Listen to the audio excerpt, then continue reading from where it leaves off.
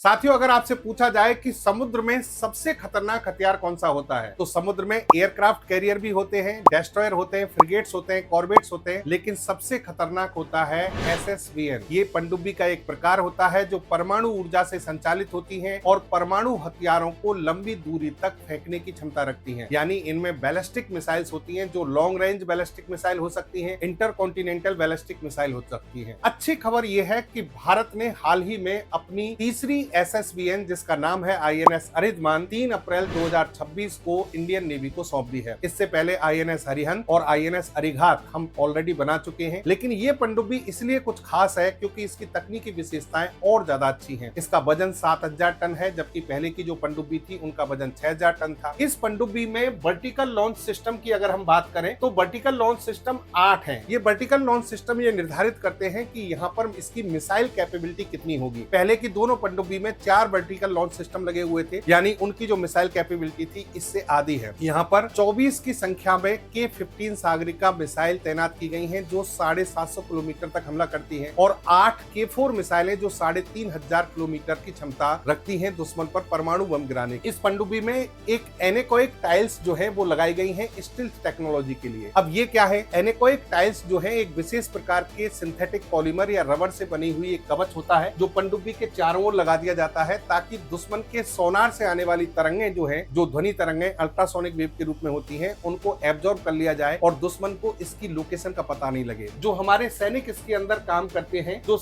Engine चल रहा है, मशीनरी चल रही है, उसकी आवाज से भी दुश्मन हमारी स्थिति का पता कर सकता है, लेकिन एनेकोइक टाइल्स जो है वो इसको बाहर नहीं जाने देती, यानी दुश्मन को इसका पता नहीं चलता है। ये पनडुब्बी इतनी खास है कि भारत की ये सेकंड स्ट्राइक कैपेबिलिटी को बढ़ाती है। यानी अगर कोई दुश्मन हम पर परमाणु हमला करता है, भारत की मुख्य भूमि पर कोई नुकसान पहुंचाता है, तो हम समुद्र से परमाणु बम उस दुश्मन पर गिरा सकते हैं। और भारत न्यूक्लियर ट्राइड की कंडीशन में पहुंच चुका है, मतलब हम जमीन से, समुद्र से और हवा से दुश्मन पर हमला कर सकते हैं, उस पर परमाणु बम गिरा सकते हैं, क्योंकि इन पनडुब्बियों में सबमरीन लॉन्च बैलिस्टिक मिसाइल जो कि लॉन्ग रेंज वाली है वो यहाँ पर लगाई गई है। आपका क्या सोचना है डिफेंस टेक्नोलॉजी, डिफेंस के क्षेत्र में भारत की बढ़ती हुई ताकत के बारे में? आप क्या सोचते हैं? कमेंट बॉक्स में जरूर बताएं।